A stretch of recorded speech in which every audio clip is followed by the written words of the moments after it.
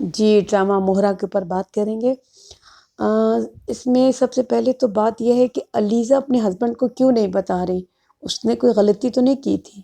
اور کوئی اس کا کوئی ایسا چکر نہیں تھا، کوئی ایسی چیز نہیں تو یہ چھپا کیوں رہی ہے اپنے ہسبینڈ سے؟ یہ بھی ڈسکس کریں گے کہ یہ چھپانے کی اصل وجہ کیا ہے، علیزہ کیوں نہیں بتا رہی؟ ایک بات یہ، اور دوسرا یہ کہ جو اس کی ماما اپنے بیٹے کو اپنی بہو کے خلاف کر رہی ہیں، تو ہوگا کیا؟ کیا ان کے گلے نہیں پڑ جائے گی یہ بات جیسے سامنے کھلے گی؟ اور پھر سے ان کے ایک بیٹے کو جو ہے سکندر، اس کا مزید نقصان ہو جائے گا، تو وہ کیسے ہوگا؟ یہ بھی ڈسکس کرتے ہیں۔ اور اس ڈرامے میں کچھ بلنڈرز ہیں، وہ کیا ہیں ان کو بھی ڈسکس کرتے ہیں۔ سب سے پہلے یہ ڈسکس کرتے ہیں کہ بلنڈرز کیا ہیں۔ سب سے پہلی بات تو دیکھیں، اس ڈرامے میں جو کاسٹنگ ہے نا وہ ٹھیک نہیں ہے۔ جب بہروز سبزواری کو اگر آپ دیکھیں تو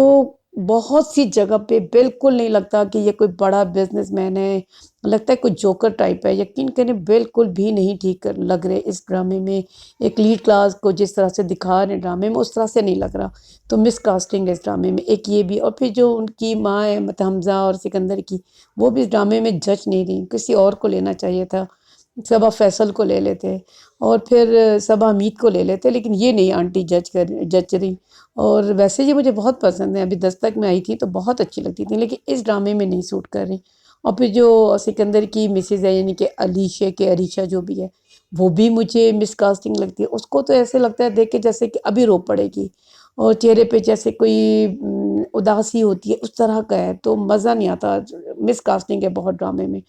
سکندر ٹھیک ہے، وہ جو لڑکی ہے علیزہ وہ بھی ٹھیک ہے، اور حمزہ وہ بھی ٹھیک ہے، لیکن باقی لوگ نہیں ٹھیک لگ رہے۔ آپ لوگ کیا کہتے ہیں پلیز مجھے بتائیے گا۔ اچھا ہو کیا رہا ہے؟ دیکھیں علیزہ جو ہے وہ کیوں چھپا رہی ہے نا حمزہ سے، سب سے امپورٹنٹ بات یہ ہے وہ یہ کہ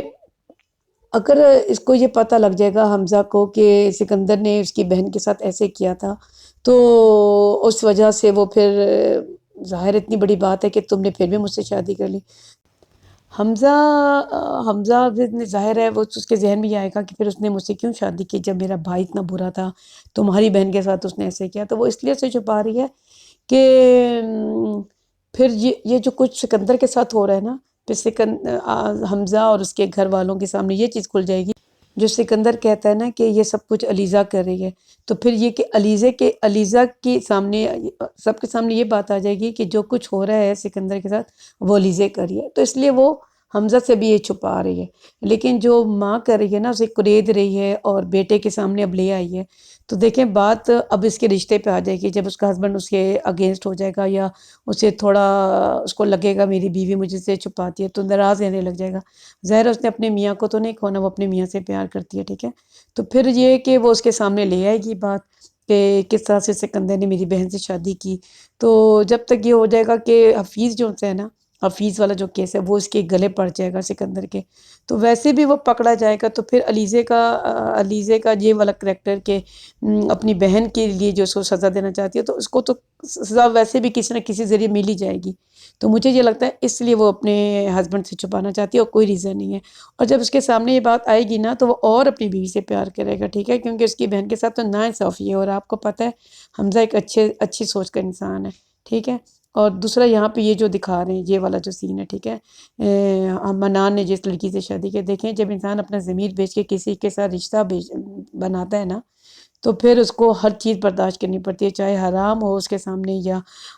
کچھ بھی ہو، ناجائز ہو، اسے برداشت کرنا پڑتا ہے۔ تو وہاں پہ ظاہر اپنا ضمیر اس نے بیچ دی ہے شادی کے لیے، چاہے ماں نے کروایا جو کچھ بھی ہے، لیکن ہو گیا نا، اس نے شادی کی ہے، اپنا ضمیر اس نے بیچا ہے، اب دولت وغیرہ گھر عیاشی سب کچھ اس کو مل رہی ہے، تو وہاں تو اسے برداشت کرنا پڑے گا۔ اگر اس کا دوست بوائے فرینڈ آ رہا ہے تو آپ کو پتہ ہے ان بڑی کلاس والوں کے پاس کوئی مسئلہ تو نہیں ہے نا، ان کے لیے تو معمولی باتیں ہیں، بوائے فرینڈ بنانا اور ان کے ساتھ ہینگ آؤٹ کرنا، ان کے ساتھ شاپنگ کرنا، ان کے ساتھ ٹور پہ جانا، اور مطلب اس طرح کی گیدرنگ، یہ تو معمولی بات ہے، تو برداشت تو کرنی پڑیں گی۔ اور یہ کہ اس کے علاوہ دیکھیں جب حمزہ نے شادی کی تھی اس لڑکی کے ساتھ، علیزہ کے ساتھ، تو اس نے جاننے کی کوشش نہیں کی، اس وقت تو محبت کا بخار چڑھا ہوا تھا، ٹھیک ہے، بخار اتر گیا ہے محبت کا، تھوڑا کم ہو گیا یعنی کہ، ٹھیک ہے، تو وہ اب اس لیے اس کو جاننا چاہتا ہے کہ کیا ہوا تھا، اتنی کوئی بڑی بات تو نہیں ہے نا، شادی والے دن شادی ختم ہو گئی، اتنی کوئی بڑی بات تو نہیں ہے، لیکن اس وقت تم نے پوچھا نہیں۔ دیکھیں کبھی بھی کسی جگہ پہ، یہ ڈرامے کے اندر یہ سب بکواس